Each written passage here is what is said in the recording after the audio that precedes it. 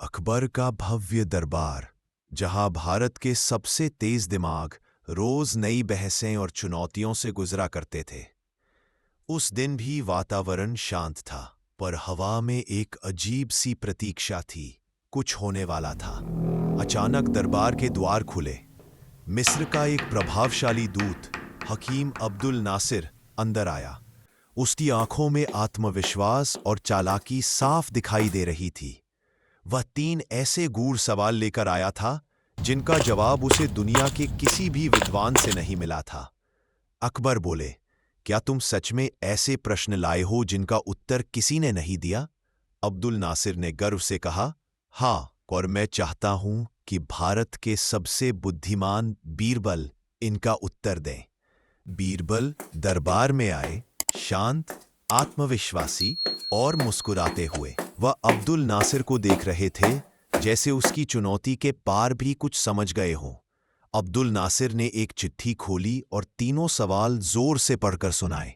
पूरा दरबार शांत हो गया, जैसे समय थम गया हो।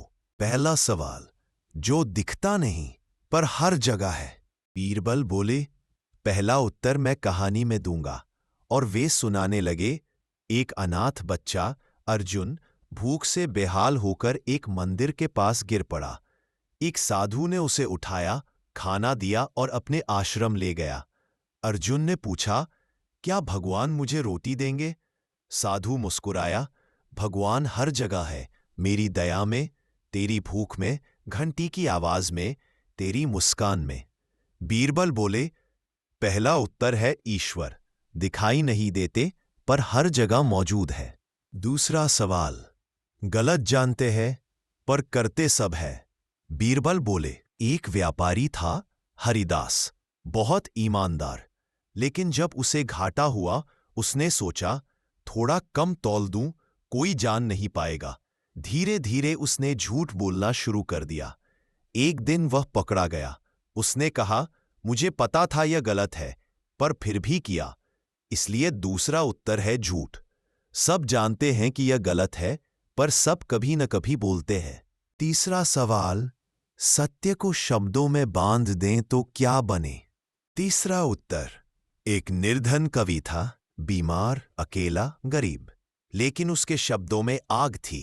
सम्राट ने उसकी कविता सुनी और पूछा, तू क्या लिखता है? कवि बोला, मैं सत्य को शब्दों में बदलता हूं, ताकि झूठ खुद को आईना देख सके। बीरबल ने कहा, जब सत्य शब्दों में ढलता है, वह कविता बन जाता है। बीरबल के उत्तर सुनकर पूरा दरबार तालियों से गूंज उठा। अकबर गर्व से मुस्कुरा रहे थे। सभी की नजरें अब्दुल नासिर पर थीं। अब्दुल नासिर खड़ा हुआ, उसकी आंखें नम थीं। वह झुककर बोला, बीरबल, तुम्हारे जवाब सिर्फ उत्तर नहीं, जीवन की सीख है। आज मिस्र भारत के सामने झुकता है। अकबर ने आदेश दिया कि इन तीनों सवालों के उत्तर दरबार की दीवारों पर हमेशा के लिए खुदवा दिए जाएं, ताकि आने वाली पीढ़ियां सीख सकें। अनुभव की बुद्धि ही सबसे बड़ी बुद्धि है। और इसी तरह यह कहानी बन गई, बीरबल और 3 सवालों की अद्भुत चुनौती।